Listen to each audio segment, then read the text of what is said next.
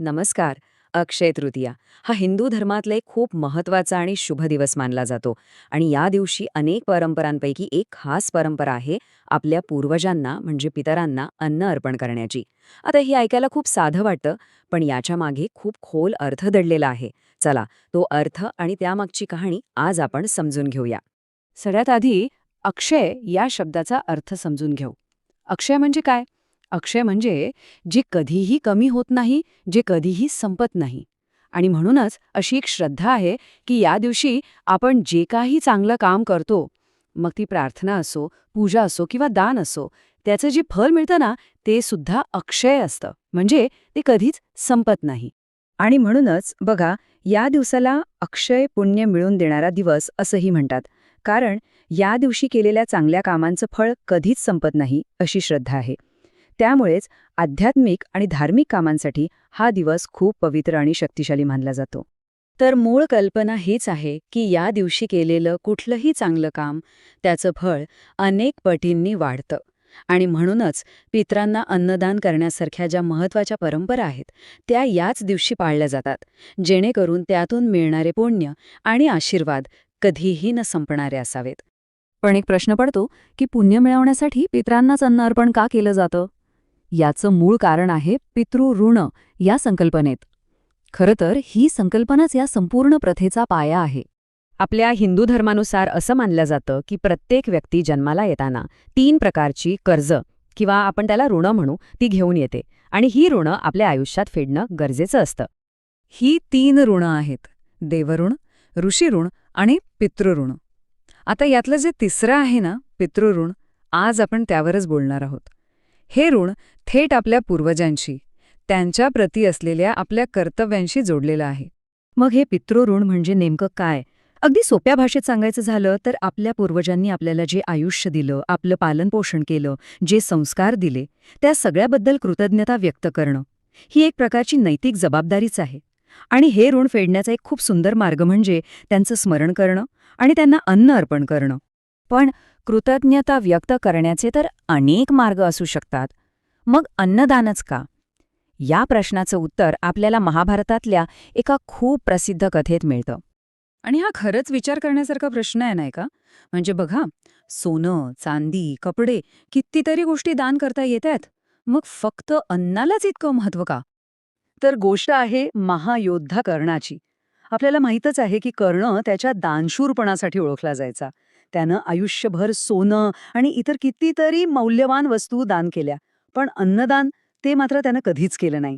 असं म्हणतात की मृत्यूनंतर जेव्हा तो स्वर्गात गेला तेव्हा त्याला तिथे खायला काहीच मिळालं नाही, कारण त्याने जे दान केलं होतं तेच त्याला परत मिळालं. या कथेतून एक गोष्ट अगदी स्पष्ट होते की अन्नदान हेच सर्वश्रेष्ठ दान आहे. का? कारण ते प्रत्यक्ष जीवन टिकवतं. दुसरी कोणतीही वस्तू कितीही महागडी असो, ती अन्नाची जागा घेऊ शकत नाही. आणि म्हणूनच आपल्या पितरांना अन्न अर्पण करण्याला इतकं महत्त्व आहे. कारण अशी श्रद्धा आहे की यामुळे त्यांच्या आत्म्याला तृप्ती आणि शांती मिळते. चला, मग आता बघूया की ही अन्नदानाची परंपरा नक्की कशी पार पाडली जाते आणि तिचं सामाजिक महत्त्व काय आहे. याच्या मागे ना एक खूप खोल आध्यात्मिक श्रद्धा आहे.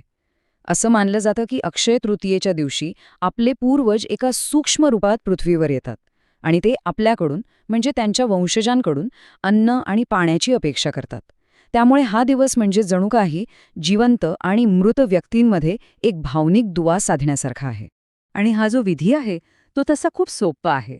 सकाळी स्नान करायचं, देव आणि आपल्या पितरांची प्रार्थना करायची. मग घरात साधं सात्विक जेवण बनवायचं, ते एका पानावर वाढून प्रार्थनेसह पितरांना अर्पण करायचं आणि मग तो नैवेद्य कावळ्याला द्यायचा. आणि इथेच या परंपरेचा एक इंटरेस्टिंग भाग येतो. या विधीमध्ये कावळ्याला पितरांचं प्रतीक मानलं जातं. आता प्रश्न पडतो की कावळ्यालाच का? तर ह्या परंपरेत कावळ्याला पितरांचा प्रतिनिधी किंवा आपल्या आणि पितृलोकामधला एक दूत मानलं जातं.